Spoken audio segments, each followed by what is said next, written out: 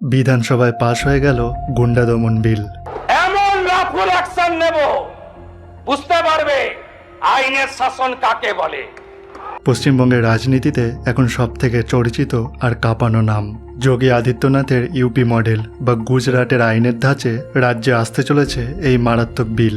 আচ্ছা ভাবুন তো, কোর্টে বিচার হওয়ার আগেই কি কাউকে 1 বছরের জন্য জেলে ভরা সম্ভব? কিংবা অপরাধ প্রমাণ হওয়ার আগেই জেলা থেকে বা নিজের এলাকা থেকেই বের করে দেওয়া যায়?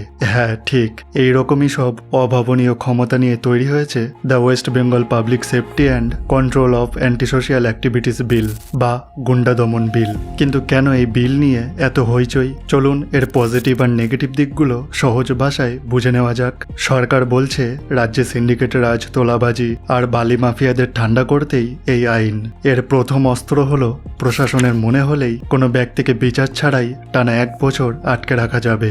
শুধু তাই নয়, ম্যাজিস্ট্রেট বা পুলিশ কমিশনার চাইলে কোনো অভিযুক্তকে 1 বছরের জন্য নির্দিষ্ট জেলা থেকে বের করে দিতে পারেন। আর সব থেকে বড় ধামাকা হলো আন্দোলনে সরকারি বাস, ট্রেন বা সরকারি সম্পত্তি ভাঙচুর হলে অভিযুক্তের সম্পত্তি নিলাম করে ক্ষতিপূরণ উসুল করা হবে। পুরো বিষয়টা দেখবে একটা বিশেষ ক্লেমস কমিশন। এখন প্রশ্ন হচ্ছে এর পজিটিভ দিকটা কি? দেখুন, সাধারণ মানুষ যারা প্রতিদিন সিন্ডিকেট বা পাড়ার গুন্ডাদের ভয়ে মুখ বুজে থাকেন তারা কিন্তু অনেক বেশি সুরক্ষিত বোধ করবেন। তোলাবাজদের দাপট কমলে মানুষের মনে একটা ভরসা আসবে। আর একটা বড় কারণ হলো রাজ্যে শিল্প আর বিনিয়োগ। বড় বড় কোম্পানিকে রাজ্যে টানতে গেলে এই তোলাবাজি বন্ধ করা সবার আগে দরকার।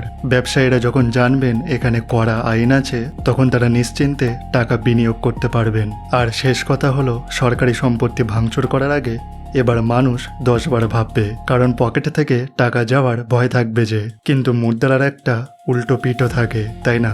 এই বিলের সবথেকে বড় ভয়ের জায়গা হলো রাজনৈতিক অপব্যবহার। যেহেতু পুলিশ সরাসরি সরকারের অধীনে চলে, তাই বিরোধীদের আশঙ্কা সাধারণ গণতান্ত্রিক আন্দোলন বা প্রতিবাদীদের মুখ বন্ধ করতেও এই আইনকে অস্ত্র করা হতে পারে। কারণ কে আসল গুন্ডা আর কে প্রতিবাদী তার সীমানা যদি প্রশাসন পরিষ্কার না করে তাহলে এই বিল মানবাধিকারের উপর বড় আঘাত হানতে পারে।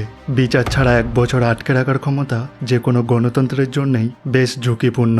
তবে আইন বিশেষজ্ঞরা মনে করিয়ে দেন এমন কোনো আইন কার্যকর হলেও তা শেষ পর্যন্ত ভারতের সংবিধান এবং আদালতের নজরদারির অধীনেই থাকবে। তো একদিকে যেমন অপরাধমুক্ত বাংলা করার চেষ্টা, অন্যদিকে অপব্যবহার হলে নাগরিক স্বাধীনতা কেড়ে নেওয়ার ভয়। এই গুন্ডা দমন বিল কি সত্যি অপরাধীদের শেষ করবে নাকি জনসাধারণের মুখ বন্ধ করার হাতিয়ার হবে? আপনার কি মনে হয় নিচে কমেন্ট করে অবশ্যই জানান। ভিডিওটি ভালো লাগলে লাইক আর শেয়ার করে দেবেন। দেখা হচ্ছে পরের ভিডিওতে। জয় হিন্দ।